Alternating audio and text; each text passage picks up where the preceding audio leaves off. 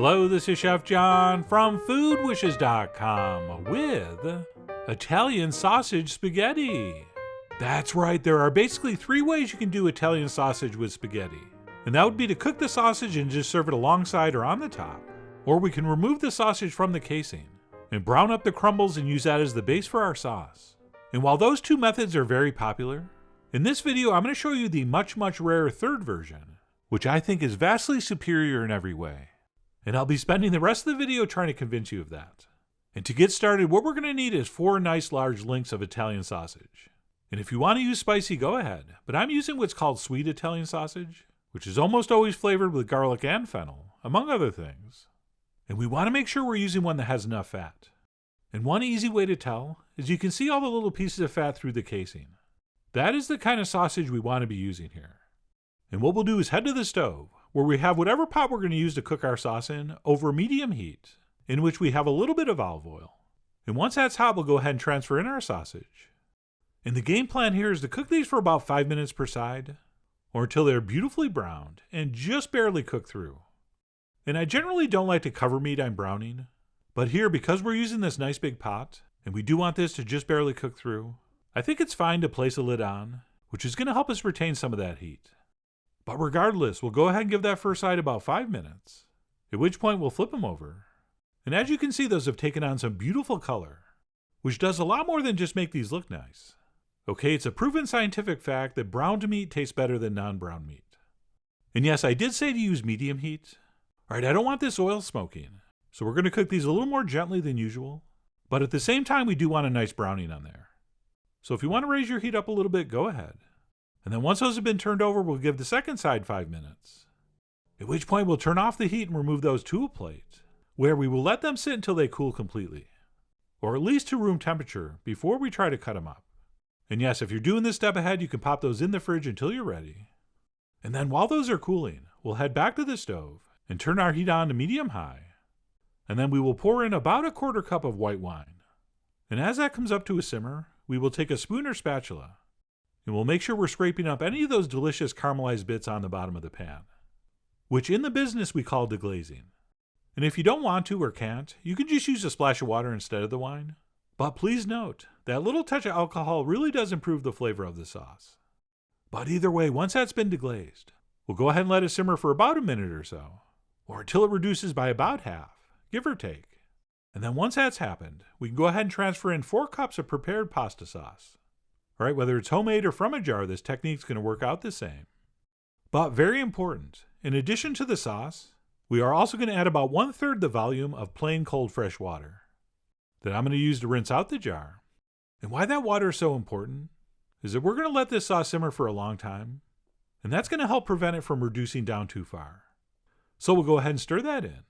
And then as soon as this comes back to the simmer, we'll reduce our heat to low, and we'll just let that sit there cooking gently until we are ready to add our sausage.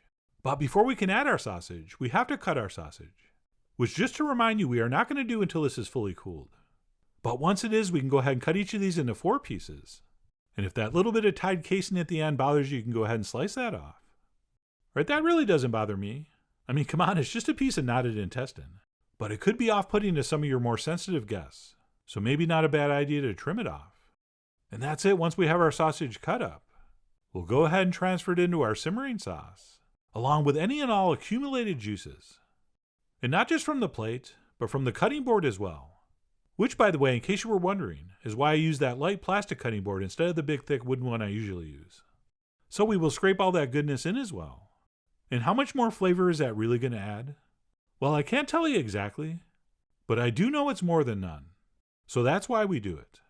And then what we'll do is give this a stir, and we will raise our heat to somewhere between low and medium low, or whatever setting gives you a very gentle but steady simmer. Alright, something that hopefully looks similar to this. And then what we'll do is cook this, stirring occasionally, for, believe it or not, 1.5 hours.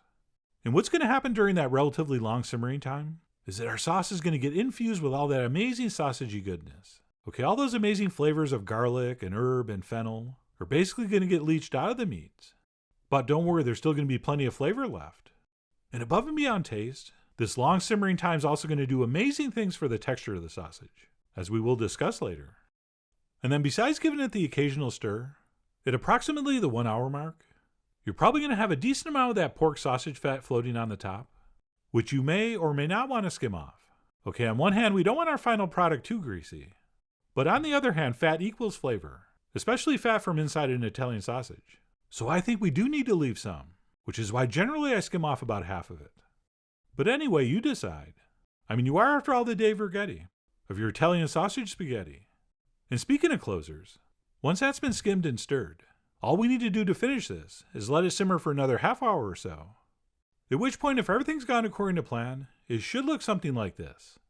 Okay, pretty much all that water we added in is boiled out, and we should be left with a nice, thick, gorgeous sauce. And of course, if it reduced too far and got too thick, just toss another splash of water in. All right, that is just you cooking. And of course, if you want to give it a taste and check for seasoning, go ahead. But fair warning if you do, you're going to be shocked at exactly how flavorful that sauce is. I mean, it really is incredible how it gets transformed. And that's it. Once our sauce is done, we can just move that to a back burner and keep it warm while we boil up a pound of spaghetti. Or as the youngest members of our audience would call it, paschetti. And in case you're keeping score at home, I'm using a thick spaghetti. Right, the good old number 12. But obviously use any kind of pasta you want, just as long as you promise to cook it in very well salted water. All right, that way your pasta is going to be nicely seasoned, and we won't have to be tossing salt in later. But anyway, we'll go ahead and cook that. And personally, I like to do it 1 minute less than the package directions, because I always finish my pasta by letting it sit in the hot sauce for a minute or two. So about 1 minute before it's supposed to be done, we'll go ahead and pull that off the heat and drain it. And then transfer it directly into our pot of hot sauce. And we will give that a mix until everything's thoroughly combined. And then once that's been mixed, what we'll do is pop on the lid, and we'll just let it sit there for 1 minute, so the pasta has a chance to absorb some of that amazing sauce. All right, to me, there are few sadder sights than seeing a bowl of plain boiled pasta with the sauce just unceremoniously ladled over the top. I mean, come on, that's how Americans do it. We want to do it like Italians, or at the very least Italian Americans. So we'll go ahead and toss everything together and let it sit covered for about a minute, at which point our pasta should be perfectly cooked, and we are now ready to serve. And generally 1 pound of pasta will make 4 perfectly sized portions, which mathematically works out very well with the sausage, since we use 4 of those, which means everybody gets 4 pieces, which we'll go ahead and place over the top. Although right here I decided to give myself 5 pieces, just in case somebody else wanted 3. And that's it. I like to finish up with a little bit of freshly grated Parmesan. Oh yeah, the real stuff. Parmigiano Reggiano. And then because I'm contractually obligated to take some pictures, I did a little sprinkling of Italian parsley as a final touch. And that's it. Our Italian sausage spaghetti is ready to enjoy. So let me go ahead and grab a fork and spoon and dig in. And I'll start with a piece of that too good to be true sausage, which despite simmering for an hour and a half, is still loaded with flavor.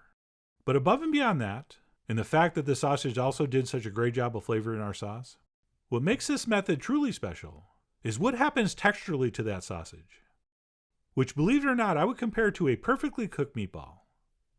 Okay, the sausage is firm but not tough. Okay, it's actually very tender and succulent. And to me, so much more luxurious than sausage that was just cooked and served alongside. Okay, just a completely different experience. So I just absolutely love this technique. Plus, we don't have to worry about adding a bunch of stuff to the sauce to make it taste good, since our sausage is doing most of the heavy lifting here. And while you can get a similar flavor in the sauce if you do take it out of the casing and crumble it up and brown it, and simmer it in your sauce like that, you don't get the pleasure of biting into a nice chunk of sausage. Which again sounds kind of funny, but texturally it really is remarkably close to a meatball. And not just any meatball, a really, really good meatball.